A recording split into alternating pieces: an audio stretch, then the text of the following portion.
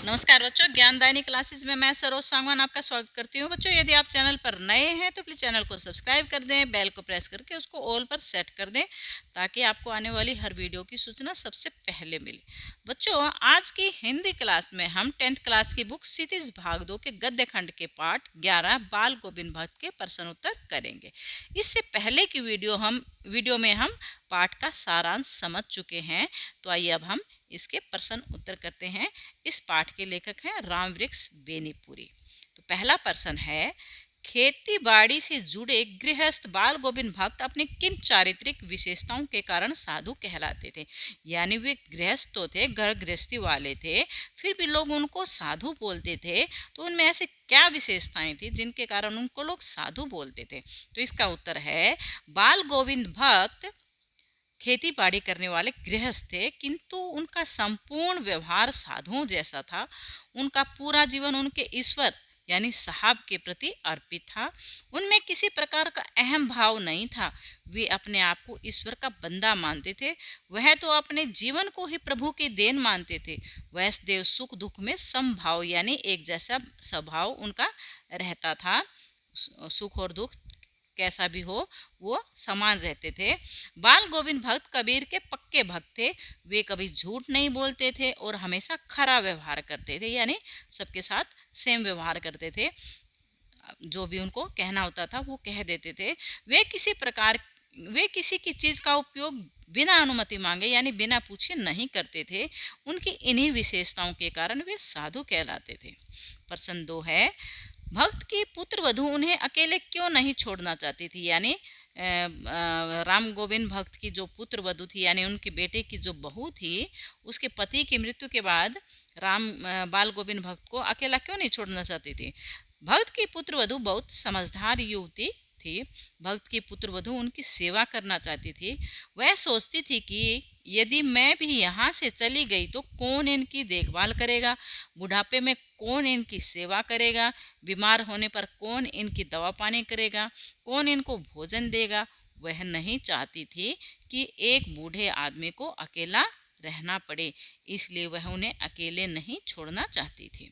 प्रश्न 3 है, भक्त ने अपने बेटे की मृत्यु पर अपनी भावनाएं किस तरह व्यक्त की। यानी जब उसका बेटा मर गया था तो उसने किस तरह से क्या व्यवहार किया उसने।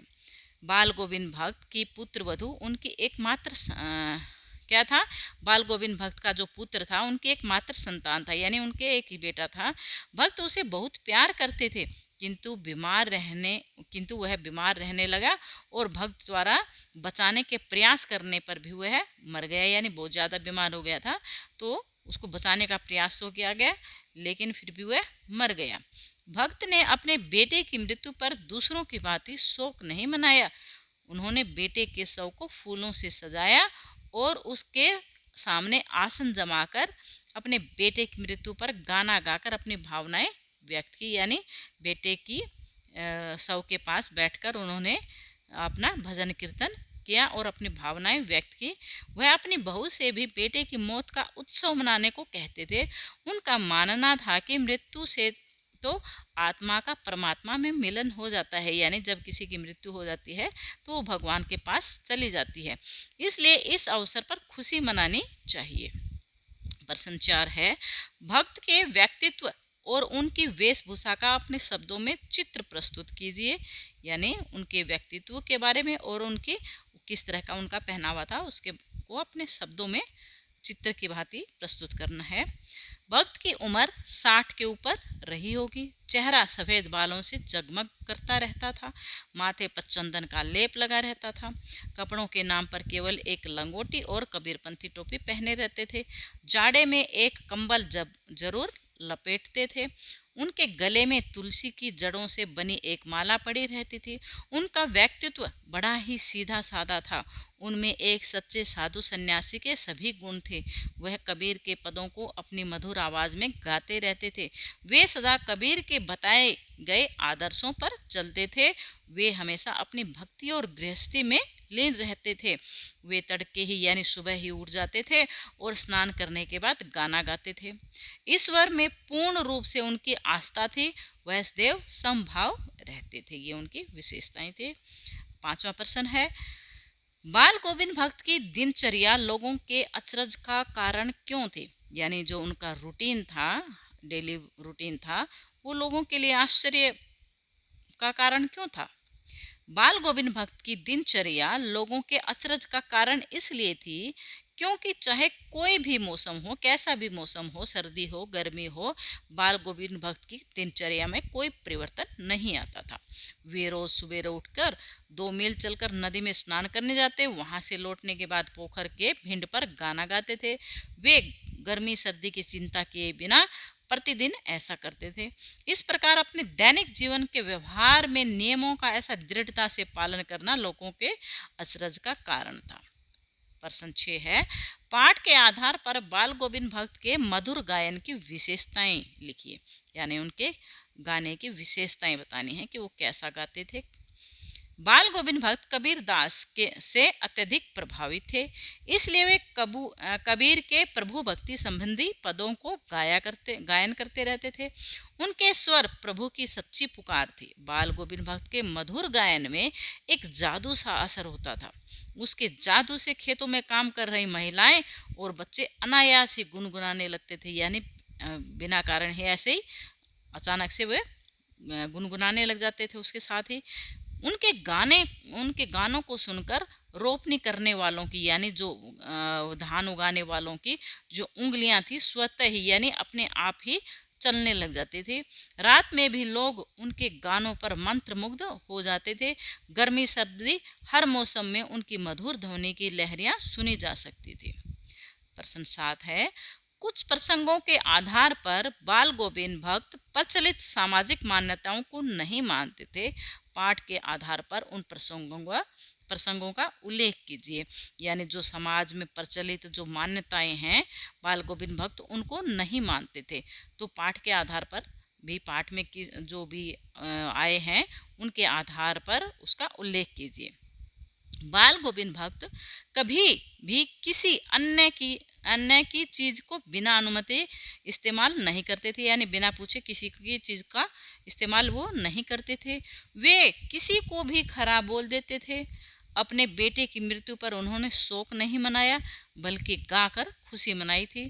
पुत्र की चिता को अग्नि स्वयं ना देकर अपनी पुत्र वधू से दिलाई, यानी समाज में प्रचलित है कि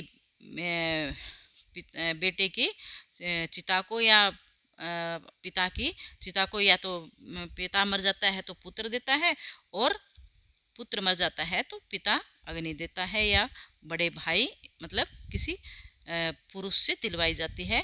लेकिन यहाँ बाल गोविंद भक्त ने अपनी पुत्र वधू से ही उसकी चिता को अग्नि दिलवाई थी।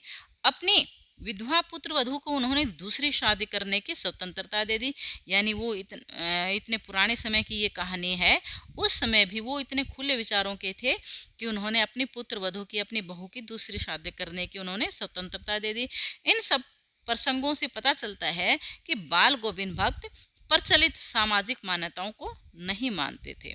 प्रश्न 8 है, धान की रोपाई करते समय समूचे माहौल को भक्त की स्वर लहरियां किस तरह चमत्कृत कर देती थी, उस माहौल का शब्द चित्र प्रस्तुत कीजिए। आषाढ़ के महीने में धान की फसल की ज्यों ही रोपाई आरंभ होती थी तो बाल गोविंद भक्त के भक्ति के गीतों की स्वर लहरियां चारों ओर के वातावरण को संगीत में बना देती थी। ऐसा लगता था कि उनका कंठ एक एक शब्द को संगीत की सीढ़ियों पर चढ़ाकर मानो स्वर की ओर भेज रहा है। जब वे धान की रोपनी के समय गाते थे, यानी धान उगाते समय गाते थे, इससे समूचा माहौल प्रभावित हो जाता था। मेड़ों पर खड़ी महिलाएं स्वतः ही गाने लग जाती थी, अपने आप ही गाने लगती थी। हलवाहों यानी हल चलाने वालों के पैर भी थिरक कर चलने लगते थे। रोपनी करने वालों की उंगलियां तालबद्ध तरीके से, यानी उनकी जो उंगलियां थी वो तालबद्ध तरीके से रोपने में मशगूल हो जाती थी, यानी अपने आप ही चलने लग जाती थी। चाहे कैसा भी मौसम हो, उनके संगीत को कोई भी मौसम प्रभावित नहीं कर पाता था। गर्मियों की उमस भरी संध्या में उनके घर में आंगन में खंजड़ी करताल की भरमार हो जाती थी और सभी बाल गोविंद के साथ नृत्यशील हो उठते थे, यानी सभी उसके साथ नृत्य करने लग जाते थे। प्रश्न 9 है, पाठ के आधार पर बताएं कि बाल गोविंद भक्त की कबीर पर श्रद्धा किन किन रूपों में प्रकट हुई है। यानी बाल गोविंद भक्त ने अपनी कबीर के प्रति किस प्रकार से अपनी श्रद्धा प्रकट की है, पाठ में किस प्रकार से उसके प्रसंग आए हैं वो बताने हैं। बाल गोविंद भक्त कबीर दास के उपासक एवं श्रद्धालु थे।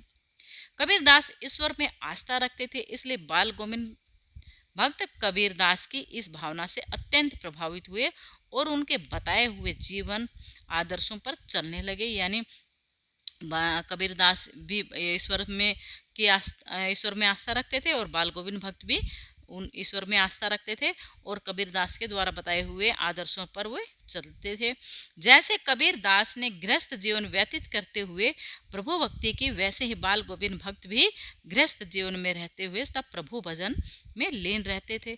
बाल गोविंद भक्त के खेतों में जो कुछ भी उपजता, यानी जो कुछ भी खेतों में उगता, उससे लेकर वे कबीर के दरबार में ले जाते और वहाँ से उन्हें प्रसाद के रूप में जो कुछ भी मिलता उसी से गुजारा कर लेते थे। वे किसी की मौत को शोक का कारण नहीं बल्कि उत्सव के रूप में लेते थे। बाल गोविंद भक्त ने पुत्र वधू के हाथ से पति की चिता को आग दिलवाकर और उसे स्वयं पुनर्विवाह के लिए यानी दोबारा शादी के लिए प्रेरित किया।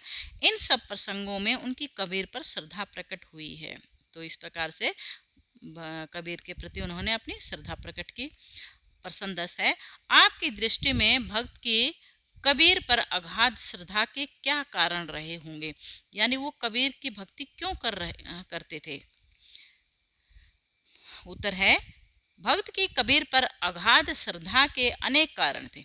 यथा यानी जैसे कबीर समाज में प्रचलित रूढ़िवादी सामाजिक मान्यताओं को नहीं मानते थे।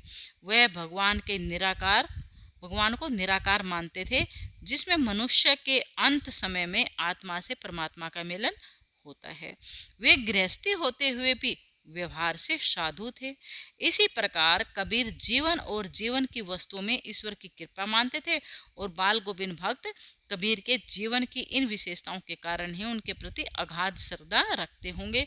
वे कबीर के उपदेशों से अच्छी तरह प्रभावित हुए होंगे, इसलिए उनकी कबीर पर अगाध श्रद्धा रही होगी, यानी बहुत ज़्यादा श्रद्धा रही होगी। प्रश्न 11 है, गांव का सामाजिक सांस्कृतिक परिवेश आषाढ़ चलते ही उल्लास से क्यों भर जाता था। यानी आषाढ़ के आते ही वहाँ पर खुशी का माहौल क्यों बन जाता था। आषाढ़ के महीने में तेज बारिश होती है जो खेती के लिए अच्छी बात होती है। इसी महीने में किसान धान की रोपनी करते हैं। धान की रोपनी एक महत्वपूर्ण काम होता है। वह काम जितने लगन से किया जाए फसल उतनी ही अच्छी होती है, इसलिए इस काम को गीत संगीत से भरे माहौल में किया जाता है। प्रश्न 12 है, ऊपर की तस्वीर से यह नहीं माना जाए कि बाल गोविंद भक्त साधु थे। क्या साधु के पहचान पहनावे के आधार पर की जानी चाहिए। आप किन आधारों पर यह सुनिश्चित करेंगे कि अमुक व्यक्ति साधु है। यानी आप कैसे पहचानेंगे कि यह साधु है।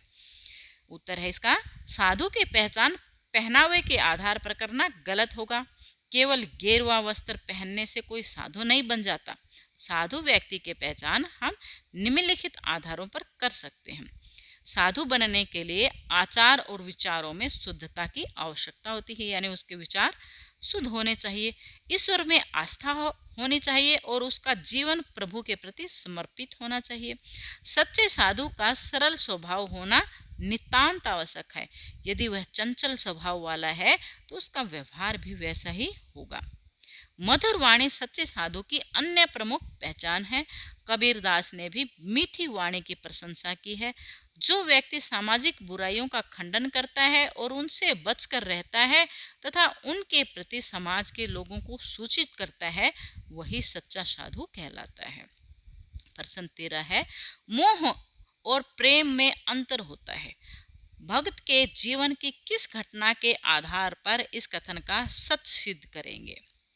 भगत के बेटे की मृत्यु इस बात को सिद्ध करती है कि मोह और प्रेम में अंतर होता है। भगत अपने बेटे से बहुत प्रेम करते थे। वह अपने मंदबुद्धि बेटे का विशेष ख्याल रखते थे, लेकिन उसकी मृत्यु पर वह शोक नहीं मनाते।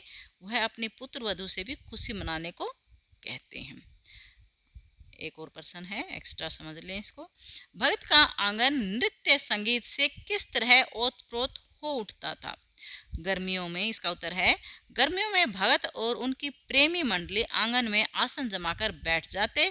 वहां पुंजड़ियों और कलतारों की भरमार हो जाती थी। बाल गोविंद एक पद गाते, प्रेमी मंडली उसे दोहराती तिहराती, धीरे धीरे धीरे स्वर एक निश्चित लय ताल और गति से ऊंचा होने लगता और गाते गाते भगत नाचने लगते। इस प्रकार सारा आंगन नृत्य और संगीत से ओतप्रोत हो जाता। तो ये था हमारा हमारे पाठ के प्रश्न उत्तर बाल गोविंद भक्त के। आशा करती हूँ आपको अच्छे से समझ में आ गए होंगे। यदि आपको ये वीडियो से कुछ भी सहायता मिलती है, यदि आपको थोड़ी सी भी अच्छी लगती है, तो प्लीज़ इसको लाइक कर दें, चैनल को सब्सक्राइब ज़रूर कर दें। वीडियो देखने के लिए धन्यवाद।